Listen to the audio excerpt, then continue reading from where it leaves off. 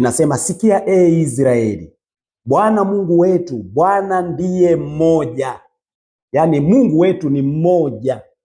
Hauwezi ukamchukua Baba, ukachukua Neno, ukamchukua Roho Mtakatifu, alafu ukatafuta mkubwa, wakati hapo tunaongelea Mungu mmoja. Yaani utakuwa hujaelewa. Hebu tumsikilize huyu jamaa kidogo. Hebu tumsikilize huyu mtu. Yesu anamuinua baba yake, nyinyi mnamhudumisha baba wa Yesu. Yesu atakapokuja mtasimama wapi? Wakati mnamhudumisha baba wa Yesu, hamtaki kumsikia, hamtaki kumuongea, tena mnamfananisha na Yesu na kudai ya kwamba Yesu ana mamlaka hata kumuliko yeye. Wakati Yesu anasema mimi nimepewa na baba yangu mamlaka. Nadhani tumemsikia kwa uchache, lakini sio hivyo tu, nafikiri video zake zimeenda. Kwanza nikiri kwamba ninaheshimu sana huduma ya mchungaji Ndacha. Ninaheshimu sana huduma yake ya injili kwa Waislamu, na amesaidia sana injili kwa Waislamu. Ninamheshimu na ninaheshimu ile kazi, na ninajua ile kazi Mungu amemtumia kufanya kazi kubwa, kufungua watu wengi waliokuwa hawajui siri za imani ya Uislamu na tafsiri zinazotafsiri vibaya Ukristo. Na hilo kwa kweli ninasema kwamba Mungu amemtumia kwa sehemu ambayo Mungu amemuitia. Na nilikuwa na shauri tu kwamba huyu mtumishi pengine ashauriwe aendelee na ile kazi, kwa sababu huku kwenye injili aliyoingia sasa, ninadhani huku hapawezi, kwa sababu ukianza kumlinganisha Mungu mmoja ukamgawa, ukaanza kumshindanisha Neno, ukaanza kumshindanisha Baba, ukaanza kumshindanisha Roho Mtakatifu, kana kwamba ni watu tofauti, kana kwamba ni Mungu aliyejigawa, kana kwamba ni Mungu aliyegawanyika, ukaanza kumshindanisha. Hilo ni tatizo kubwa sana linatengenezwa, na ni bomu linalokuja kuwaathiri watu na kuwafanya wawe waasi. Ndio maana somo letu linasema kumshindanisha Mungu Baba, Neno na Roho Mtakatifu ni uasi mkubwa. Hilo ndilo somo letu. Sasa nisikilize vizuri. Ninajua matatizo ya hili jambo. Kwanza ni kujichanganya katika maandiko. Yaani watu wengi watajichanganya katika maandiko ambayo Yesu alizungumza, na wasijue Yesu alikuwa anazungumza kama nani. Ukisoma katika kitabu cha Isaya 46 fungu la 5, Biblia inasema, mtanifananisha na nani na kunisawazisha naye na kunilinganisha naye ili tuwe sawasawa? Mtanifananisha na nani na kunilinganisha naye na kunisawazisha naye ili tuwe sawasawa? Yaani mtazamo wa hii nuru ambayo mchungaji Ndacha na wenzake wanakuja nayo ni ya kujaribu kumtafsiri Mungu katika ubinadamu. Yaani wakitafsiri Baba, Neno na Roho Mtakatifu wanatengeneza watu watatu. Hiyo ni tafsiri potofu. Mungu anasema mtanifananisha na nani? Mungu wetu ni wa pekee. Huwezi ukamtafsiri kibinadamu kwa tafsiri ya kibinadamu. Yaani ukamchukua Mungu mmoja, Baba, Mwana na Roho Mtakatifu, ukaanza kufikiri ni watatu, ukamfananisha na mwanamke na mwanaume. Japo Mungu huyo ndiye aliyesema na tuumbe mtu kwa mfano wetu, lakini huo mfano usije ukamfananisha Mungu na mtu. Yaani Mungu ni wa pekee, Mungu ni wa ajabu, Mungu ametofautiana na kitu chochote. Yaani tunaposema Baba, Mwana na Roho Mtakatifu, tunaongelea Mungu mmoja. Tunaongelea Baba mmoja. Sikia Israeli, Bwana Mungu wako ndiye Mungu mmoja. Yaani Mungu ni mmoja. Hatujawahi kuwa na miungu watatu. Katika imani ya Ukristo hatujawahi kuwa na miungu watatu. Na kama unawatafsiri kwamba Yesu naye ni Mungu akiwa tofauti na Baba, tafsiri yake ni ndogo tu, kwamba hapo unazungumzia Mungu wawili. Lakini Mungu alivyotufundisha, ametufundisha kuwa Mungu ni mmoja. Unaposema Baba unamwongelea Mungu huyo huyo mmoja.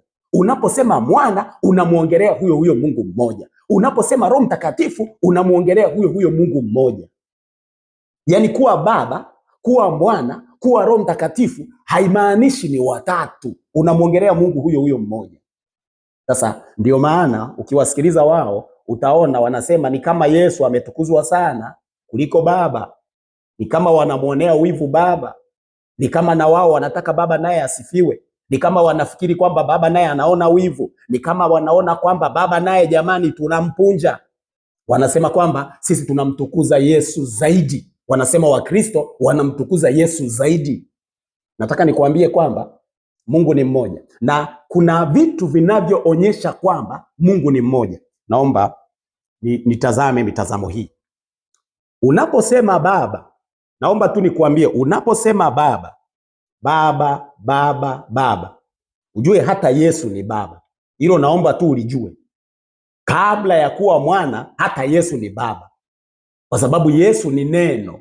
Na ndio maana Isaya 9:6 anasema, maana kwa ajili yetu mtoto amezaliwa, tumepewa mtoto mwanamume, uwezo wa kifalme utakuwa begani mwake, naye ataitwa jina lake Mshauri wa Ajabu, Mungu mwenye nguvu, Baba wa milele, Mfalme wa amani. Hapa ndipo wanapochanganyikiwa. Yaani Yesu mwenyewe ni baba. Yesu ni baba. Yesu ni baba. Na Yesu ni Mungu mkuu.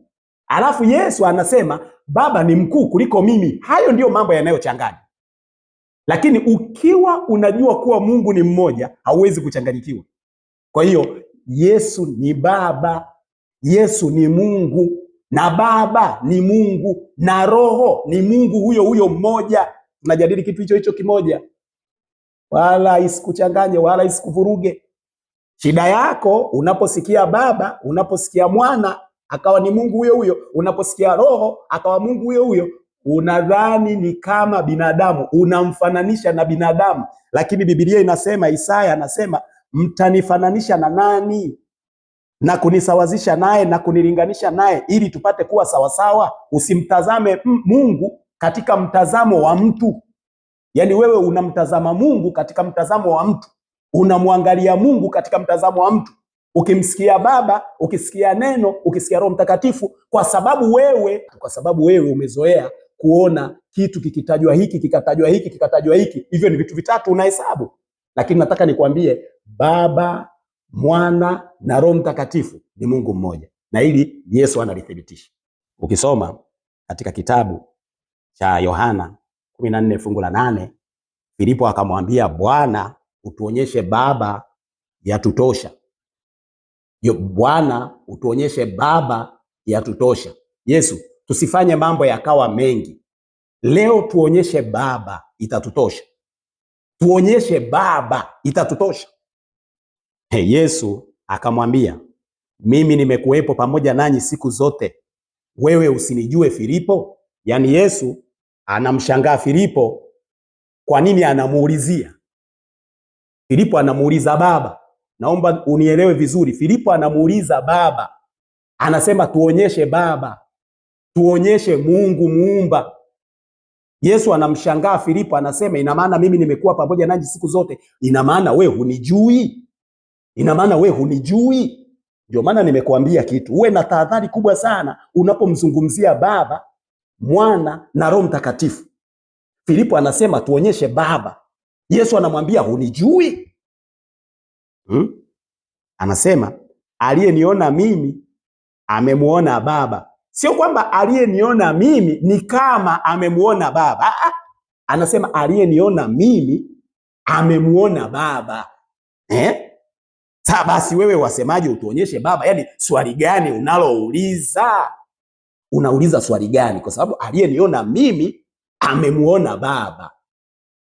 Filipo anashangaa kusikia maneno hayo. Anashangaa. Sio kama mimi ni kama Baba. Aliyeniona mimi amemuona Baba. Hivi unamtafakari Yesu vizuri? Hivi unamtathmini vizuri Yesu? Kwamba aliyemuona Yesu tayari amemuona Baba. Na anatoa sababu. Anasema usadiki kwamba mimi ni ndani ya Baba na Baba yu ndani yangu, na hayo maneno niwaambiayo siyasemi mimi kwa shauri langu, lakini Baba akae ndani yangu uzifanye kazi zake. Yaani hata huyu anayeongea hayo maneno sio yeye Yesu, ila ni Baba ndiye anaongea hayo maneno. Naomba usimfananishe Mungu. Rafiki yangu, usimfananishe Mungu. Mungu sio mtu ukamchukulia ukamtathmini kama hivyo. Nimekuwa nikisikia watu wengi, hata wengine wanasema kwamba wakati huo sauti inatoka mbinguni, na Yesu akizaliwa hapa duniani, huko mbinguni kama Yesu ni Mungu, huko mbinguni kulikuwa hakuna Mungu. Hivi Mungu akiwa duniani huwa hayupo mbinguni? Hivi Mungu akiwa mbinguni huwa hayupo duniani? Hivi Mungu akiwa Tanzania hayupo Marekani? Mungu akiwa China hayupo Ufilipino? Mungu akiwa Ufilipino hayupo Marekani? Haya ni mambo ya kuyatafakari. Usimfananishe Mungu na binadamu. Ndio maana huwa sipendi sana kujadili somo ambalo linamhusu Mungu, kwa sababu sisi wanadamu uelewa wetu katika Mungu una ukomo. Kujifunza Mungu mwenyewe kuna ukomo. Tunaweza kujifunza kuhusu Mungu, sio Mungu mwenyewe. Ukijifunza kuhusu Mungu ukataka kuingia ndani zaidi, ukaanza kumchambua, unataka kututhibitishia, lazima tu utatoka nje ya laini, kwa sababu Mungu ni mkuu kuliko wewe. Huwezi ukamfananisha na kitu chochote. Huwezi ukamfananisha Mungu. Mungu ni wa ajabu. Hapa anasema aliyeniona mimi amemwona Baba. Kwisha. Sio kwamba amemwona mtu kama Baba. Sio mfano wa Baba.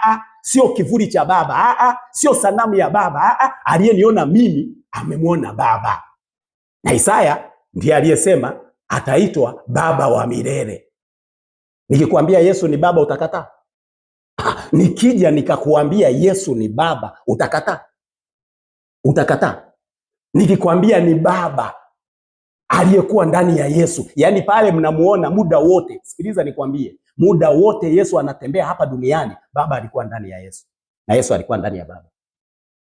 Na hata unaposikia kuwa yaani huyu mwana ndiye aliyekuja kumfunua Baba, sio kwamba alikuja kumwelezea. Yaani watu walimuona Baba kupitia mwana. Yaani uungu ulipofanyika ubinadamu, watu walimuona Baba.